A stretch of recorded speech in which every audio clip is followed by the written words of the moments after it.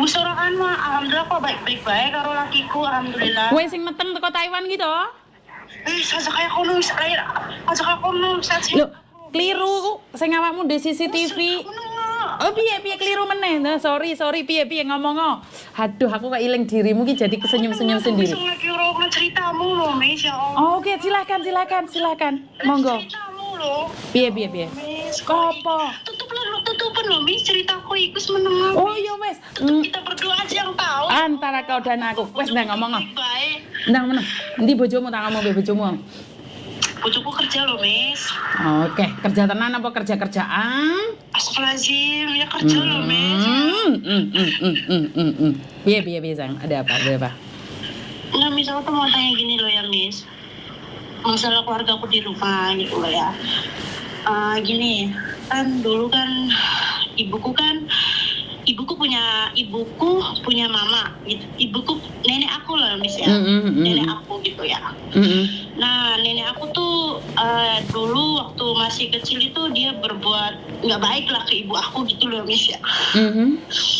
Nggak baik gitu loh ya. Jangan nangis dulu kamu. Dia tuh masnya tuh ya, dia tuh berbuat nggak baik lah sama ibu aku gitu loh ya. Sejak 2021 ibuku kan sakit ya, Miss, kena kanker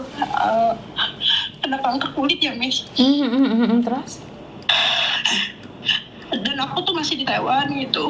Aku tiap bulan tuh ngirimin untuk biaya dia untuk kemo segala macam gitu ya, Miss. Nah, pas itu kan aku tuh kayak adik aku masih sekolah, masih kecil-kecil gitu loh. Miss, aku kan tulang punggung keluarga dan bapakku juga kuli bangunan. Kadang-kadang kan ada waktu jualan ikan gitu kan ya, Miss. Pas itu kan aku tuh masih inget gitu ya, Miss. Aku tuh banting tulang kerja buat nyembuhin ibu aku gitu ya, Miss ya. Aku tuh kan pulang cuti gitu. Pulang cuti gitu ya, Miss ya. Pulang cuti. Nah, aku kan karena posisinya ibu aku tuh keadaan udah kritis gitu, Miss. Udah kritis, udah nggak ada waktu gitu lah. Alhamdulillah majikanku tuh langsung beliin tiket gitu loh, nggak banyak bicara gitu. Nah, setelah itu aku ngurusin ibu aku cuma 1 minggu, alhamdulillah bisa ketemu ya, Miss. Aku dengar dengan telingaku sendiri ya, Miss ya, kalau kesal ibuku gitu. Di rumah sakit tuh dia sendiri gitu loh. Bapakku kan kerja, adikku sekolah. Aku tuh minta tolong sama nenekku gitu, tolong jagain ibu gitu. Gak apa-apa, nanti bulanan aku yang kasih itu loh, Miss, biar aku tuh tenang kerja di sini gitu loh, Miss. Maksud aku tuh Terus? dia tuh kayak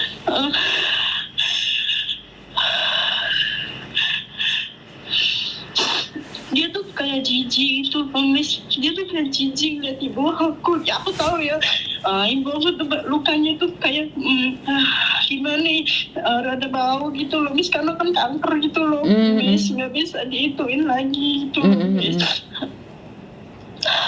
Nah, terus waktu itu minggu lalu itu, Miss. Nah, minggu lalu tuh semenjak dari kecil juga nenek aku tuh pilih kasih sama aku gitu lah, sama adik aku tuh selalu dipilih kasih sama ibuku gitu.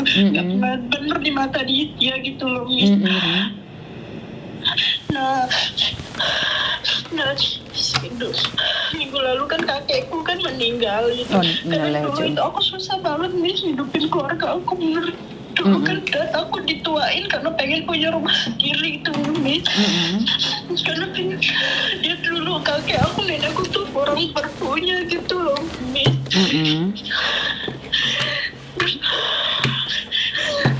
Jadi dulu aku umurku kan dituain gitu, jadi nekat merantau gitu demi orang tua gitu, demi adik-adikku gitu loh, Miss. Nggak tahu dia kabar kakek aku tuh meninggal gitu, terus anak-anaknya tuh nggak peduli gitu sama orang tua dia gitu loh, Miss. Sampai nggak dikafanin, Miss. Kan aku tuh rasanya, ya Allah kok gini, amin banget gitu loh, Miss. Kalian tuh pada kemana waktu aku susah, waktu aku lagi di bawah, kalian tuh kemana? itu pada kemana? Aku bilang, waktu ibuku sakit, minjem duit, sakit, kalian pada kemana? Sekarang aku bilang, kakekku meninggal, kalian minta uang ke aku gitu. Kalau nggak ada uang, bukannya aku sombong ya Miss. Kalau nggak ada uangku itu nggak akan dimakamkan Miss.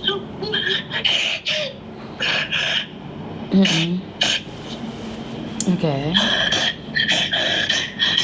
Cuman hatiku tuh masih sakit Miss, masih sakit gitu loh Miss, nggak bisa apa ya. Aku tuh ngeliat dia tuh kasihan sekarang, cuman hatiku tuh masih ngerasa sakit gitu loh Miss. Sekarang anak-anak kan ini aku tuh punya anak 3 ya. Ibuku kan 1, ibuku anak pertama, dia anak 1, ada lagi anak 1 cowok, terusan ceweknya 1 gitu loh Miss. Dan mereka tuh udah nggak mau ngurus ibu bapaknya gitu loh. Sedangkan rumah aku itu sama dia tuh deketan gitu loh Miss, sama adik aku. Kita berdua tuh satu desa gitu loh Miss, ya karena dikasih sama adikku. Cuman tuh kayak kita tuh maksudnya tiap minggu aku beliin dia kayak pokoknya kebutuhan pokok, aku tuh kasihan gitu. Cuma suami aku tuh larang Miss, katanya dia tuh masih punya anak-anak, katanya dia tuh selalu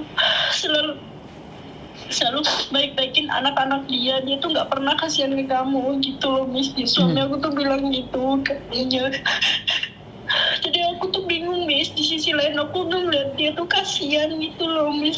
Di sisi lain suamiku kayak ngerasa katanya itu kan bukan hak kamu gitu, bukan beban kamu, kenapa kamu selalu mikirin dia gitu loh.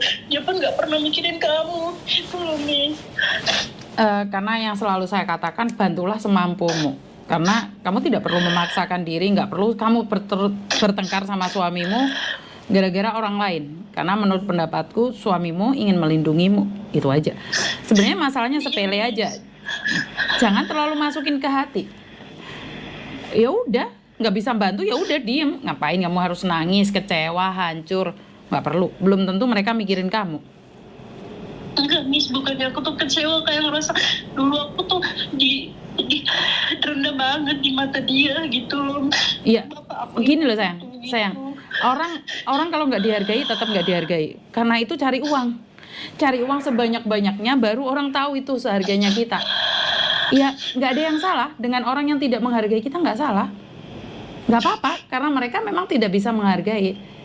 Menjadi salah kalau kamu miskin, makanya itu kerja. Sekarang mereka kan tidak berani memandang rendah kamu karena kamu sudah punya. Artinya adalah sekarang kamu gak usah mikirin mereka yang tidak peduli sama kamu dulunya. Ya kalau kamu mampu berikan saja, nggak mampu pergi jangan baper. Bukan urusan kamu. Miss, kalau soalnya dia tuh rumahnya tuh deketan Miss, jadi kita tuh ngeliat kadang dia ke rumah aku gitu Miss, minta uang gitu sama adekku gitu. Kalau punya ya dikasih, nggak punya ya bilang aja nggak punya. Kita jangan pura-pura baik hanya pingin dianggap baik, nggak perlu. Kalau kamu punya ya kasih, kalau nggak punya ya udah. Karena itu saya selalu ngomong, saya selalu ngajarin anak-anak saya. Kamu bisa bantu, katakan bisa bantu. Nggak bisa bantu, nggak usah sungkan, katakan tidak. Saya paling nggak mau kalian nggak bisa bantu, sok pingin membantu. Kalau nggak kuat, jangan dikuat-kuatin, lambaikan tangan. Ngapain harus kecewa? Belum tentu orang lain juga sama dengan apa yang kamu pikirkan. Kumpulno duitmu, kuen duwe kayak ono, ran duwe ngalio.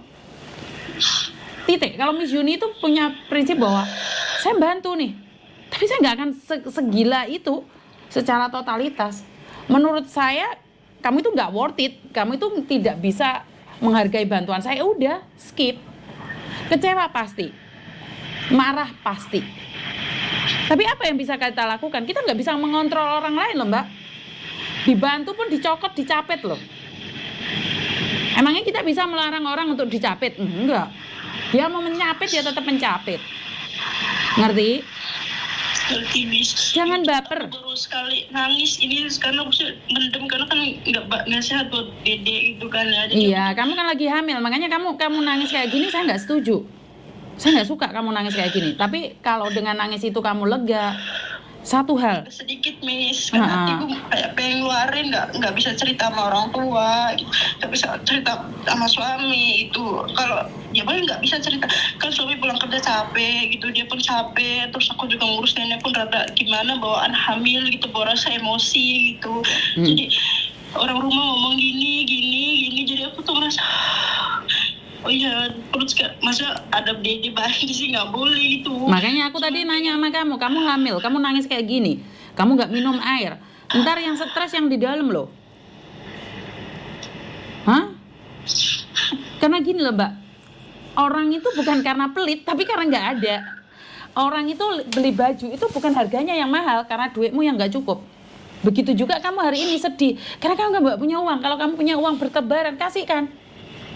Intinya adalah kalau kamu nggak ada, nggak usah memaksakan diri. Tutup, selesai.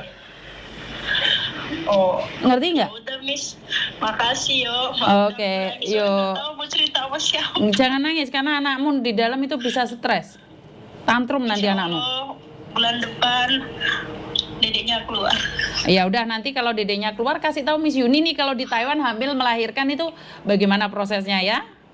Oke, love you, bye bye. Karena mbaknya ini hamil tadi saya ingin cerita dulu wes dipotong-potong diterenggel-terenggel mede. Ora oleh cerita tentang DE ya wes gak apa-apa.